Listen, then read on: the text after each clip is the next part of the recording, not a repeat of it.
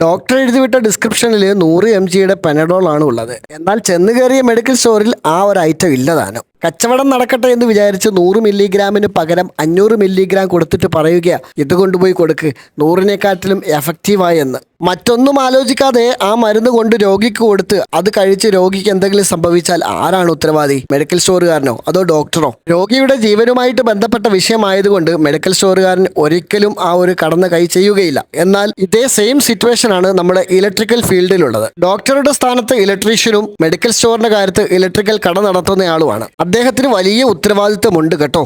നമുക്ക് വേണ്ട സാധനങ്ങൾ ലിസ്റ്റാക്കിയിട്ട് ക്ലയൻറ്റിനെ കൊടുക്കും. അവരത് പോയി വാങ്ങിക്കലാണ് ചെയ്തുകൊണ്ടിരിക്കുന്നത്. ചില കടക്കാർ അവരുടെ കടയിലുള്ള സാധനങ്ങൾ എന്താണോ അത് മാത്രമേ കൊടുത്തു വിടത്തുള്ളൂ. ഇപ്പോൾ MCBയുടെ കാര്യത്തിൽ തന്നെ ആണ്ടേ സി കർവിലുള്ള MCB ആണ് 6 ആംബിയറിൻ്റെ. നമുക്ക് 6 ആംബിയറിൻ്റെ സി കർവിലുള്ള MCBയുടെ ആവശ്യമില്ല. നമുക്ക് ആവശ്യമുള്ളത് ബി കർവിലുള്ള MCB ആണ്. റെസിസ്റ്റീവ് ലോഡുകൾക്ക് മുഴുവനും നമ്മൾ ബി കർവിലുള്ള MCBകളാണ് ആഡ് ചെയ്യുന്നത്. അതാകുമ്പോൾ ഈ ചെറിയ സർജുകൾക്ക് മാത്രമേ ഇത് കൈകാര്യം ചെയ്യണം. അതിന് മുകളിലോട്ട് പോകുന്നത് ഉടനെ ട്രിപ്പായി പോകുമല്ലോ ബി കർവിൽ.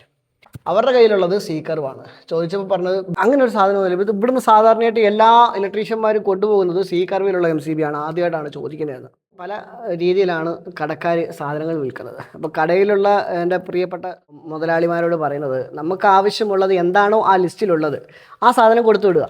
ഇനി അതില്ല എന്നുണ്ടെങ്കിൽ ഇല്ല എന്ന് പറഞ്ഞിട്ട് അവരെ വിടുക. ആ സാധനമുള്ള മറ്റെവിടെയെങ്കിലും പോയിട്ട് നമ്മളത് വാങ്ങിക്കൊണ്ട് വരും. നമ്മൾ ഈ സമയത്ത് ഇപ്പോൾ ഡ്രസ്സ് ചെയ്തുകൊണ്ടിരിക്കുകയാണ്.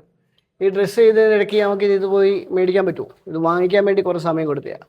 ഇനി നമ്മുടെ വർക്കെല്ലാം പെൻഡിങ് ആയി പോകത്തില്ലേ? അതുകൊണ്ട് തന്നെ ലിസ്റ്റ് കൊണ്ടുവരുന്ന ക്ലയൻറ്റിൻ്റെ മുമ്പിൽ ടെക്നിക്കൽ നോളജ് പറഞ്ഞിട്ട് ഇത് നിങ്ങളുടെ വീട്ടിൽ ഉപയോഗിച്ചാൽ മതി എന്ന് ഒരിക്കലും പറയരുത് കേട്ടോ. അവിടുത്തെ ഇലക്ട്രീഷ്യന്മാർ എന്താണോ എഴുതി കൊടുക്കുന്നത് അത് ദയവായിട്ട് കൊടുത്തു വിടാൻ ശ്രമിക്കുക. സ്പെക്കിലുള്ളത് മാറിക്കൊടുത്താൽ വൻ അപകടങ്ങളാണ് ഉണ്ടാവുന്നത്. അതുകൊണ്ട് ശ്രദ്ധിക്കുക.